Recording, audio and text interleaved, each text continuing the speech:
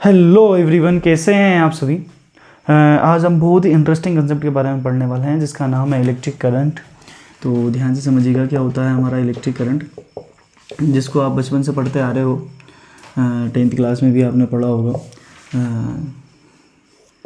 6th-7th class में भी कभी आपने पढ़ा होगा शायद इलेक्ट्रिक करंट के बारे में। क्या होता है हमारा इलेक्ट्रिक करंट।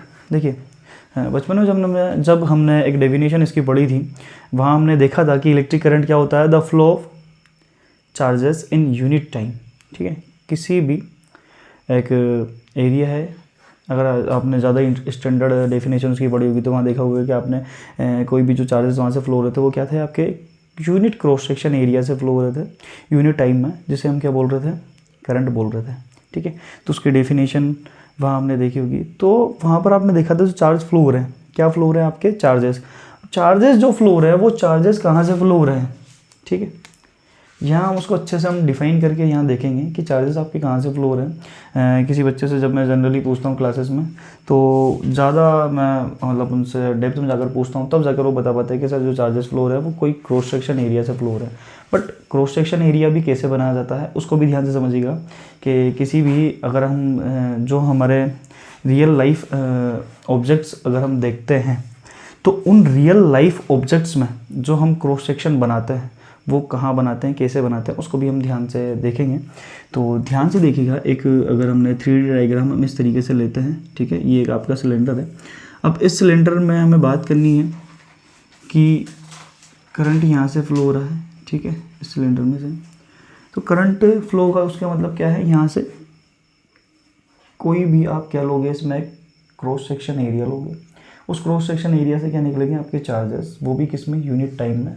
तो उसे हम क्या बोलेंगे, इलेक्ट्रिक करंट बोलेंगे। तो जो क्रॉस सेक्शन एरिया हम लेने वाले हैं वो क्रॉस सेक्शन एरिया कैसा रहेगा, जैसे कि लेट सपोज अगर यहाँ से इस डायरेक्शन में हमारा करंट फ्लो हो रहा है, तो इस करंट की परपेंडिकुलर डायरेक्शन में ही आप क्या लोगे, क्रॉस सेक्शन एरिया लोगे। क्रॉस सेक्शन एरिया का मतलब क्या है, perpendicular section area. Perpendicular section area क्या है, परपेंडिकुलर किसके, करंट के। जैसे करंट जा रही है इसके परपेंडिकुलर डायरेक्शन में जो सेक्शन एरिया हमने लिया है। सेक्शन मतलब कट करना, सेक्शन का मतलब क्या है, कट करना। ये यहाँ से इस पार्ट को हमने थोड़ा सा क्या कर लिया, कट कर लिया। तो अब ये क्या हो गया, हमारा क्रॉस सेक्शन हो गया। अब इस क्रॉस सेक्शन में से यूनिट टाइम में जितने भी चार्जेस आपके फ्लो होंगे उसे हम क्या बोलेंगे, करंट बोलेंगे। क्या बोलेंगे, करंट। अच्छा, ये तो हो गया हमारे 3D डायग्राम की बात। चलिए, इसके अलावा अगर हमें एक मेटेलिक प्लेट दे दी जाए तो फिर उसमें क्या सर, उसमें भी हम क्रॉस सेक्शन एरिया ही कट करेंगे? नहीं, उसमें हम क्या कट करेंगे, ध्यान से देखिएगा जरा। ये हमें दे दी मेटेलिक प्लेट। ठीक है, अब इस मेटेलिक प्लेट को अगर मैं वायर्स की हेल्प से एक बैटरी से कनेक्ट कर देता हूँ, तो बैटरी से कनेक्ट करने के बाद ही इसमें से क्या होंगे, और उस बैटरी को भी क्या है, स्विच से मैं कनेक्ट कर देता हूँ, और वो जो की है उसको मैं ओपन कर देता हूँ। ठीक है, तभी उसमें से क्या होंगे, यहाँ से चार्जेस फ्लो होना स्टार्ट हो जाएंगे। इसका मतलब करंट यहाँ से क्या हो रहा है, फ्लो होने लग जाएगा। बट जैसे ही इसमें जाएगा मेटेलिक प्लेट में, तो मेटेलिक प्लेट में कहाँ से, इसको भी क्या है, ये करंट जा रहा है, करंट के परपेंडिकुलर डायरेक्शन में क्या लेंगे, एक सेक्शन काटेंगे। ठीक है, तो यहाँ पर जो सेक्शन काटेंगे वो क्या होगी, एक लाइन ड्रॉ करेंगे, वो लाइन ड्रॉ होगी हमारी। देखिए ध्यान से, तो ये इस तरीके से रखा है, इस शेप में रखा है, तो इसके करंट के परपेंडिकुलर में हमने क्या करी है, लाइन कट करी है। ठीक है, तो यहाँ पर हमने देखा क्रॉस सेक्शन से निकल रहा है, कहाँ से निकल रहा है, क्रॉस सेक्शन से जो चार्जेस निकल रहे हैं यूनिट टाइम में। यहाँ देखा हमने लाइन से जो चार्जेस निकल रहे हैं यूनिट टाइम में। ठीक है, इस लाइन से जितने भी चार्जेस आपके क्रॉस होंगे, फ्लो होंगे, जितने भी चार्जेस यहाँ से निकलेंगे, किस में, वो भी यूनिट टाइम में। किस में निकलेंगे, यूनिट टाइम में। तो उसे हम क्या बोलेंगे, करंट बोलेंगे। ठीक है, चलो ये तो बात होगी आपके, ये तो देख लिया आपने। बट हम क्या है, जनरली हमारे घरों में जो करंट होता है वो कहाँ फ्लो होता है, क्या सिलेंडर में होता है या फिर हमारे मेटेलिक प्लेट में होता है? नहीं भाई, वो कहाँ फ्लो होता है, हमारे वायर्स में। कहाँ फ्लो होता है, वायर्स में। तो ध्यान से देखिएगा, ये वायर ले लेते हैं। ठीक है, अब इस वायर में क्या होगा, एक पर्टिकुलर पॉइंट होगा। क्या होगा वायर में, पर्टिकुलर पॉइंट। ये करंट ये जा रहा है, तो करंट के, ठीक है, चार्जेस यहाँ से जा रहे हैं मतलब, तो इसके क्या है, परपेंडिकुलर डायरेक्शन में एक पर्टिकुलर पॉइंट होगा। इस पॉइंट से भी निकलने वाले जितने भी चार्जेस है यूनिट टाइम में, उसे हम क्या बोलेंगे, इलेक्ट्रिक करंट बोलेंगे। क्या बोलेंगे, उसे हम इलेक्ट्रिक करंट बोलेंगे। तो इस तरीके से क्या है, इलेक्ट्रिक करंट की हमारी जनरल डेफिनेशन तैयार हो जाती है, जिसे हम क्या हैं उसे लिखते हैं। तो देखिएगा क्या होती है हमारी इलेक्ट्रिक करंट की definition. It is flow of charge in unit time. यहाँ से लिख लीजिएगा, it is flow of charge flow of charges. ध्यान से देखिएगा हम क्या लिख रहे हैं, चार्जेस लिख रहे हैं, ठीक है। इस बात को नोट कर ध्यान से देखिएगा क्या लिख रहे हैं, it is flow of charges in unit time, in unit time, in, हाँ, it is amount of flow of charge, या फिर फ्लो ऑफ चार्ज लिख लीजिए, it is amount of flow of charge या flow of charges in unit time in cross section, cross section,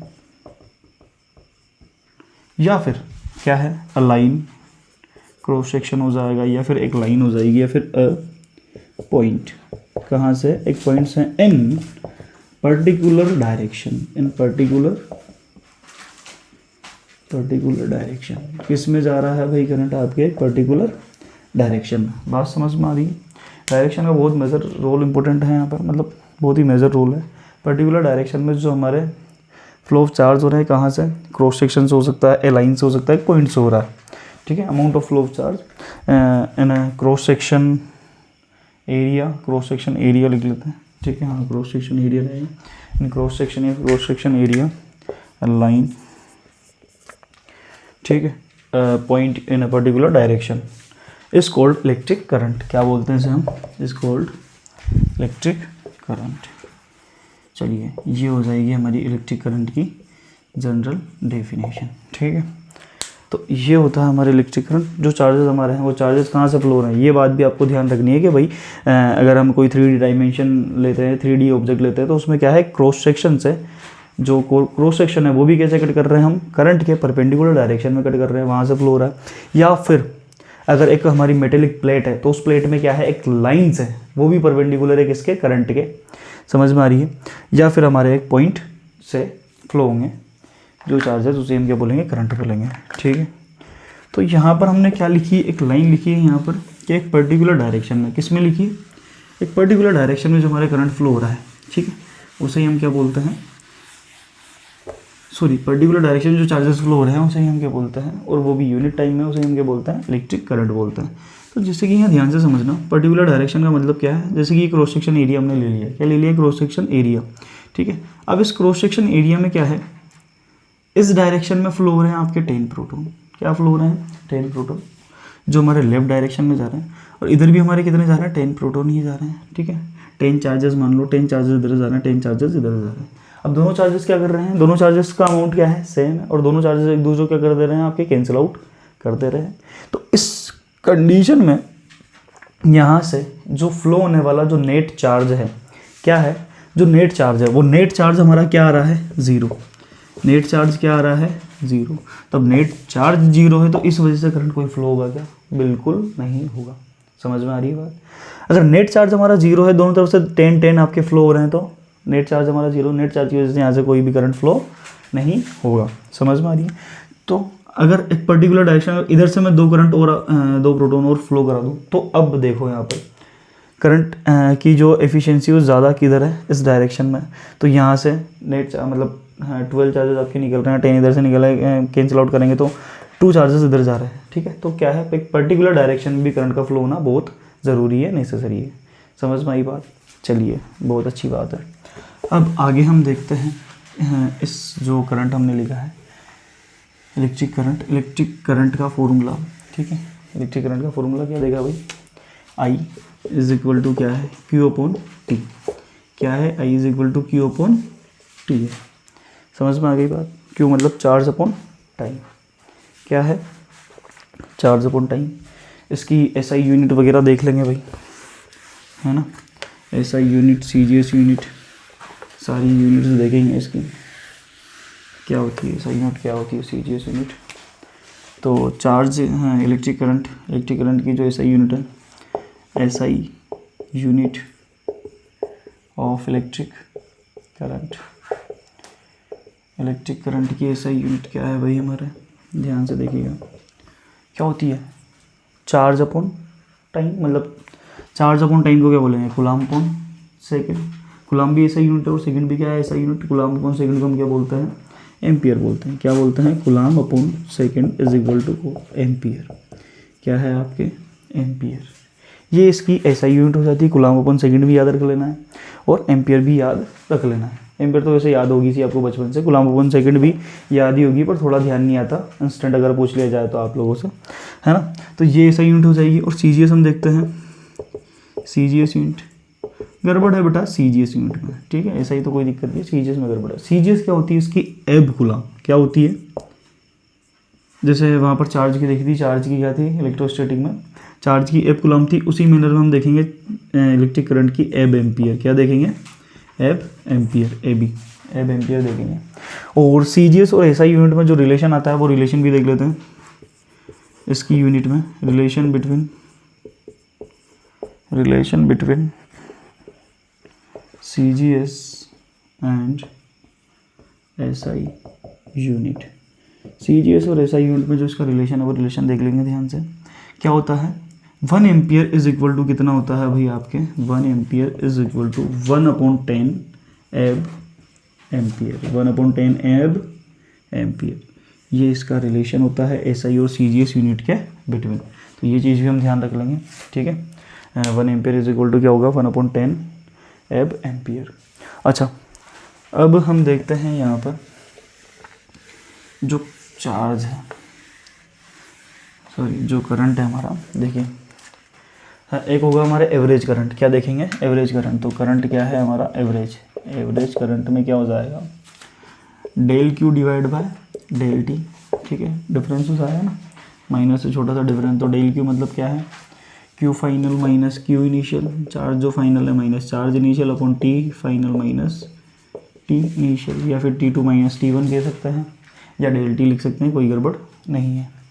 charge क्या हो गया, जो एवरेज चार्ज है, ठीक है। एवरेज चार्ज के बाद अगर हम देखते हैं charge instantaneous, average current instantaneous current के लिए क्या कर देंगे भाई, हम इंस्टेंट पर निकाल लेते हैं, उसका डिफरेंशिएशन कर देंगे dQ बाई dt, ठीक है। ये आ जाता है इसका इंस्टेंटेनियस करंट और ये आ जाता है इसका एवरेज करंट, ठीक है। ये आ जाता है हमारा इंस्टेंटेनियस करंट और ये आ जाता है हमारा एवरेज करंट। ये फर्स्ट हो गया था ना, फर्स्ट सेकंड और थर्ड, ठीक है। अब देखते हैं आप इसके बाद में, हाँ, बचपन से जो आप एक चीज़ पढ़ते आ रहे हो बेटा, ध्यान से देखना, क्या पढ़ते आ रहे हैं बचपन से हम, चार्ज का जो फॉर्मूला है I इज इक्वल टू होता है हमारे Q/T, राइट, यही पढ़ते आ रहे हैं बचपन से, है ना। अब इसको थोड़ा सा हम क्या करते हैं, मॉडिफाई करते हैं, तो थोड़ा सा ध्यान से देखना है इसे। Current I is equal to क्या होगा, आपने Q की वैल्यू पढ़ी थी बचपन से NE डिवाइड बाय T, क्या पढ़ा था, NE divide by T।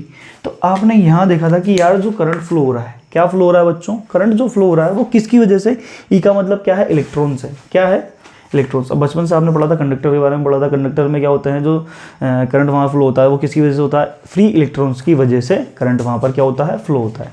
But यहाँ पर अगर थोड़ा सा हमारा क्या है, ब्रॉड माइंड करेंगे, उसमें देखेंगे कि जो करंट आपके फ्लो हो रहा है वो फ्री इलेक्ट्रॉन्स है। यहाँ ई किसको रिप्रेजेंट कर रहा है, फ्री इलेक्ट्रॉन्स को रिप्रेजेंट कर रहा है, किसको रिप्रेजेंट कर रहा है, फ्री इलेक्ट्रॉन्स को।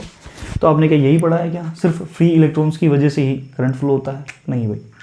करंट जो हमारा फ्लो होता है वो प्रोटॉन की वजह से भी हो सकता है, इलेक्ट्रॉन्स की वजह से भी हो सकता है ना। तो इसके लिए हम क्या लिखेंगे, इस फॉर्मूले को हम थोड़ा सा मॉडिफाई करेंगे, जैसे अल्फा पार्टिकल्स हैं हमारे, अल्फा पार्टिकल की वजह से करंट फ्लो हो जाएगा, ठीक है। तो थोड़ा सा हम इसको क्या करेंगे भाई, मॉडिफाई करेंगे। मॉडिफाई करने के बाद यहाँ ध्यान से देखना, हम इसको जो बचपन से हम एन लिखते आ रहे हैं, इसको एन को क्या लिखेंगे, capital N, number of charges, क्या लिखेंगे, नंबर ऑफ चार्जेस, और इस क्यू ई को क्या लिखेंगे, small Q divide by T. मैंने अभी आपको बोला था जब इलेक्ट्रिक करंट की आपने अभी डेफिनेशन लिखी थी, मैंने बोला था कि चार्जेस की वजह से, किसकी वजह से करंट फ्लो हो रहा है, चार्जेस की वजह से। बचपन से जितनी भी आपने डेफिनेशन पढ़ी थी, हर एक डेफिनेशन में क्या देखा था, चार्जेस की वजह से करंट क्या हो रहा था, आपके फ्लो हो रहा था। एटम में आप जानते हो चार्जेस कितने टाइप के होते हैं, पॉजिटिव, नेगेटिव और न्यूट्रल चार्जेस होते हैं, ठीक है। तो इसका मतलब तो यही है भाई कि चार्जेस आपके कोई सा भी फ्लो हो जाए, प्रोटॉन फ्लो हो जाए या इलेक्ट्रॉन फ्लो हो जाए, उनकी वजह से भी क्या होगा, आपके जो करंट है, इलेक्ट्रिक करंट, वो फ्लो हो सकता है। समझ में आ रही है। तो जो चार्जेस है उसको रिप्रेजेंट करने के लिए हम क्या है, ई तो नहीं लिखेंगे भाई, प्रोटॉन आ गया तो फिर उसको ई लिखेंगे, क्या नहीं लिखेंगे। तो उसके लिए हमने क्या कर दिया, इसको यहाँ से हटा दिया। हटाने के बाद क्या लिख दिया हमने, मॉडिफाई करके हमारा फॉर्मूला लिख दिया एन क्यू अपॉन टी। क्या लिख दिया, एन क्यू अपॉन टी। तो ध्यान से देखिएगा, मतलब ये जो क्रॉस सेक्शन एरिया है, क्या है ये हमारा क्रॉस सेक्शन एरिया है। अब इस क्रॉस सेक्शन एरिया से लेट सपोज हमारे क्या हो रहे हैं, इधर से जो हमारे हैं 3 अल्फा पार्टिकल्स पास हो रहे हैं। क्या हो रहे हैं? 3 अल्फा पार्टिकल्स पास हो रहे हैं। तो क्यू की जगह हम क्या लिख लेंगे अभी? 3 अल्फा पार्टिकल लिख लेंगे। और अल्फा पार्टिकल की जगह क्या है? Multiply 2 electrons. क्या है अल्फा पार्टिकल? Multiply 2 electrons. ठीक है, एक अल्फा पार्टिकल में 2 इलेक्ट्रॉन्स होते हैं भाई, ध्यान से समझ लेना। तो 3 alpha particle is equal to क्या होता है? 3 मल्टीप्लाई 2 इलेक्ट्रॉन होगा। ठीक है, तो हम यहाँ पर क्यू की जगह क्या लिख देंगे भाई? 6 इलेक्ट्रॉन लिख लेंगे। समझ में आ गई बात? ठीक है, कोई गड़बड़ नहीं है। तो क्यू को हमने इसलिए मॉडिफाई करके लिखा कि भाई कोई से भी चार्जेस हो सकते हैं, आपके प्रोटॉन हो। अगर ये जो करंट फ्लो हो रहा है वो किसकी वजह से? प्रोटॉन की वजह से फ्लो हो रहा है, तो हम क्या लेंगे? प्लस ई लेंगे। और जो इलेक्ट्रॉन की वजह से फ्लो हो रहा है तो हम क्या लेंगे? माइनस ई लेंगे। समझ में आ रही है? करंट जो देखोगे आप, ध्यान से देखना, करंट क्या है? आपकी स्केलर क्वांटिटी है। कैसी क्वांटिटी है? स्केलर। पर सर आप जो प्लस माइनस की बात कर रहे हो उससे तो हमारा जो आंसर आएगा वो माइनस में आएगा, अगर इलेक्ट्रॉन को हमने माइनस में लिया तो। हाँ बेटा, माइनस में आएगा, बट वो माइनस साइन हमें क्या दिखाएगा? करंट की डायरेक्शन दिखाएगा। क्या दिखाएगा हमें? करंट की डायरेक्शन दिखाएगा। समझ में आ रही है? नेगेटिव वैल्यू ऑफ करंट नहीं देगा, वो हमें दिखाएगा डायरेक्शन ऑफ करंट। मतलब जो करंट की डायरेक्शन आपने मान रखी है, इलेक्ट्रॉन के फ्लो की डायरेक्शन में ही करंट की डायरेक्शन आपने मान रखी, तो वो गलत है। वो क्या है? इलेक्ट्रॉन के फ्लो के अपोजिट डायरेक्शन में करंट आपके क्या हो रहा है? वहाँ पर फ्लो हो रहा है। समझ में आ गई बात? चलिए, तो यहाँ देखेंगे आई इज इक्वल टू क्या है? N Q by T. समझ में?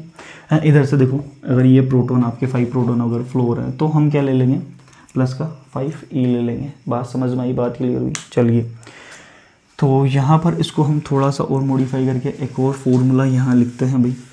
इसका लिखने का मकसद ही हमारा यही है। क्या? तो जो नेट चार्ज आपका फ्लो हो रहा है, सॉरी जो नेट करंट आपके फ्लो हो रहा है वो क्या हो रहा है? Summation of all charges. क्या हो रहा है? सम ऑफ ऑल चार्जेस का सम करने पर हमारे क्या निकल रहा है? नेट चार्ज निकल रहा है। ध्यान से देखना, तो हम क्या कर देंगे यहाँ पर? Summation of N Q divide by T, इन सब का सम कर देंगे जितने भी चार्जेस निकल रहे हैं। जैसे कि ध्यान से सुन लेना भाई, 3 अल्फा पार्टिकल इधर जा रहे हैं, 5 प्रोटॉन इधर जा रहे हैं। ठीक है, और भी इधर से गुजार दो, 3 इलेक्ट्रॉन इधर से जा रहे हैं, कोई गड़बड़ नहीं है। तो नेट चार्जेस जो हमारा निकलेगा, मतलब जो करंट निकलेगा, नेट करंट जो निकलेगा वो क्या है? सम ऑफ ऑल चार्जेस। सारे चार्जेस का क्या कर देंगे हम? समीशन कर देंगे। समझ में आ गई बात? सारे चार्जेस क्या कर देंगे भाई? समीशन कर देंगे। जैसे कि ध्यान से देखना, ये हमारा क्या है? क्रॉस सेक्शन एरिया है। क्या है? ये हमारा क्रॉस सेक्शन एरिया है। अब इस पर्टिकुलर क्रॉस सेक्शन एरिया से, इस वाली डायरेक्शन से, राइट डायरेक्शन से जो आपके चार्ज फ्लो हो रहे हैं वो 5 क्यू चार्ज फ्लो हो रहे हैं। ठीक है, मतलब इसको 5 क्यू आप ऐसा मत मानो, इसको मान लो N1 Q1 चार्ज। कितना है? N1 Q1 चार्ज आपके फ्लो हो रहे हैं।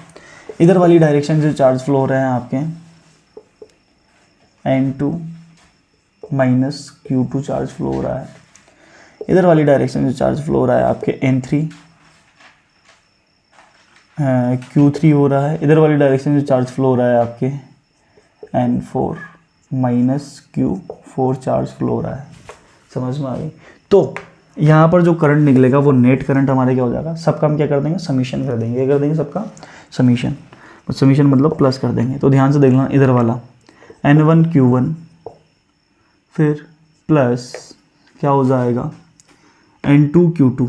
तो N2 Q2 माइनस का है, ब्रैकेट में ले लेंगे N2 Q2 प्लस क्या हो जाएगा? N3 Q3 प्लस माइनस का ब्रैकेट में ले लेंगे N4 Q4 डिवाइड में कितना हो गया? टाइम हो गया। तो इस तरीके से हमारा फॉर्मूला निकल कर आया summation NQ divide by time. ठीक है, इस फॉर्मूले का यूज़ करके हम मेनली बहुत सारे क्वेश्चंस करेंगे, है ना। तो चलिए आज के लिए इतना ही काफ़ी है, फिर हम नेक्स्ट वीडियो में देखेंगे और इसकी क्वेश्चन प्रैक्टिस भी करेंगे थोड़ी बहुत, है, ताकि ये वाला जो कंसेप्ट आपको आज समझा है वो अच्छे से रिवील हो जाए और अच्छे से आपको समझ में भी आ जाए। थोड़े बहुत क्वेश्चंस इसकी अच्छे से हम प्रैक्टिस कर लेंगे। चलिए, thank you so much watching my YouTube channel.